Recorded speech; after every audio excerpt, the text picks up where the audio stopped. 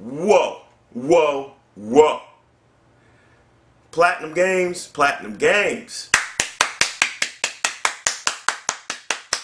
You motherfuckers deserve a round of applause, a hand clap, motherfucking know your clap, every goddamn thing that I can think of right now. Simply because of this masterpiece right here that you developed right here, Vanquish.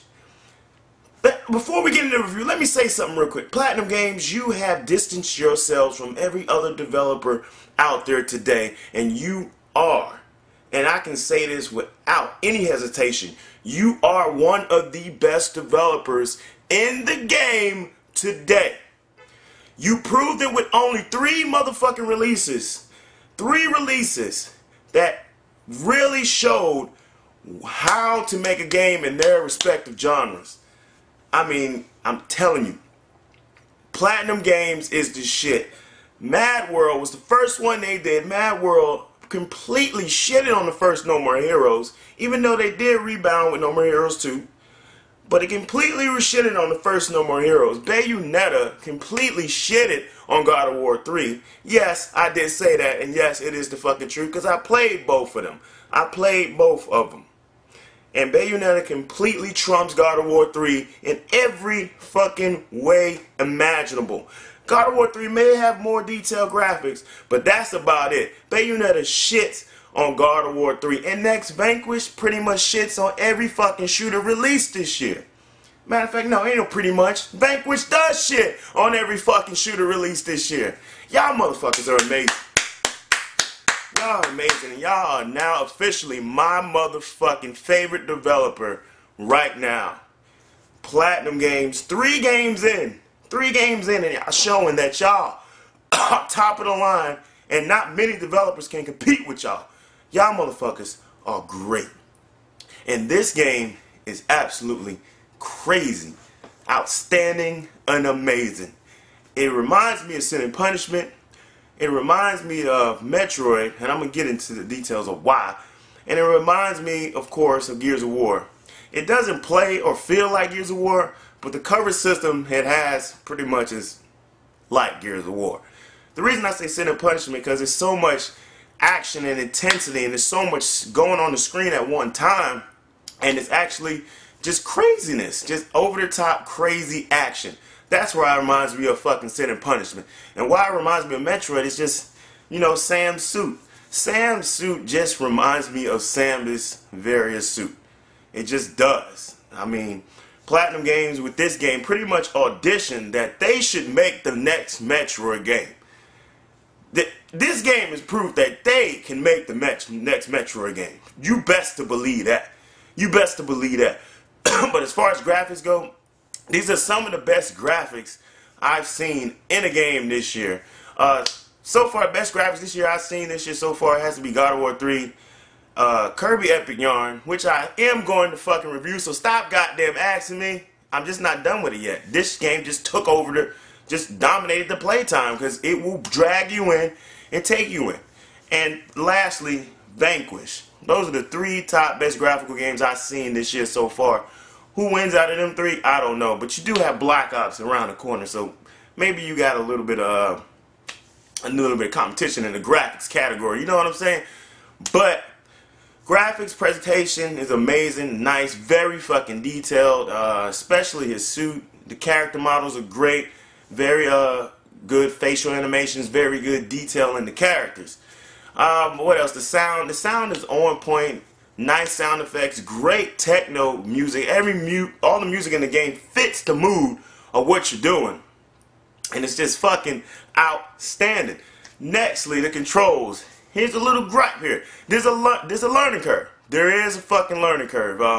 As evident in my fucking commentary video, where you see me fuck up a couple of times going into AR mode, which is nothing but bullet time, slow motion, and it also doesn't help that you have to play with dual analog over the Wii remote, so that's another downside to it.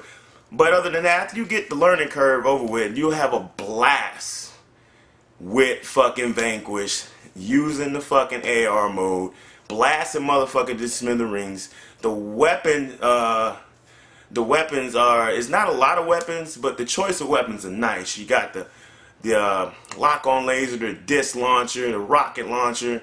You got the 2 types of grenades, and he got this little gun that's called the blade system, where his gun just transforms into, you know, assault rifle, or it transforms into the rocket launcher, or it transforms into the heavy machine gun.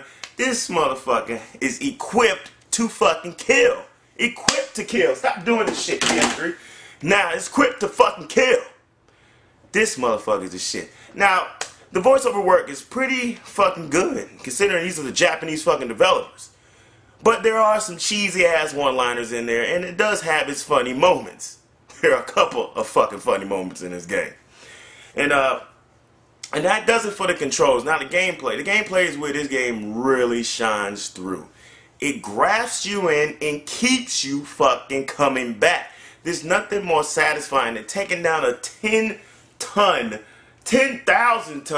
12-foot tall, Megatron-looking motherfucking Transformer bitch-ass nigga that goes discombobulated and transforming all this shit in AR mode. Oh, it's so fucking beautiful. It's so fucking beautiful. The cover system is great. Better than Gears of War cover system, and that's a compliment right there. And this has to be the most engaging shooter I played in a while, and especially for it to be a single-player game and to keep you, you know, into it and keep you engaged and keep you hooked and keep you playing. Not many shooters can fucking do that, especially the campaign for a lot of fucking shooters. They can't do that, but Vanquish accomplishes that, and then some. Just fucking outstanding. Now, replayability. Now, let me set this off the record right now, okay? Vanquish is not a motherfucking 4-hour game. I don't know who started that bullshit, but that is the biggest crock of bullshit I have ever read. Now, there seems to be an issue with Platinum Games in their in-game clocks, because Mad World had to face the same bullshit controversy. Bayonetta had to face it as well, and now Vanquish. Their in-game clocks, I don't know what they track or what they measure, but it obviously does not measure real fucking time. Because I had the clock in this game said I beat it in 7 hours, when I know I at least put in 15 in this fucking game.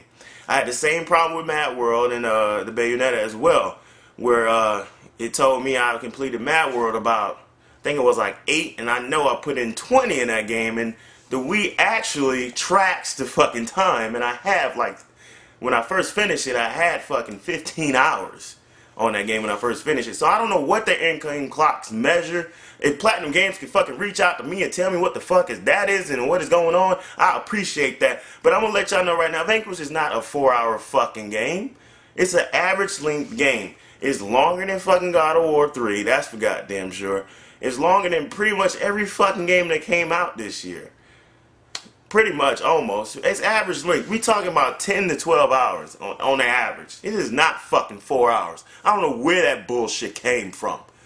But in closing, Vanquish is a shooter of epic proportions. It's something, if you love action and you love shooting, you will love this fucking game. If you don't, you will still love this game just for this sick ass fucking suit this motherfucker wears. You know what I'm saying?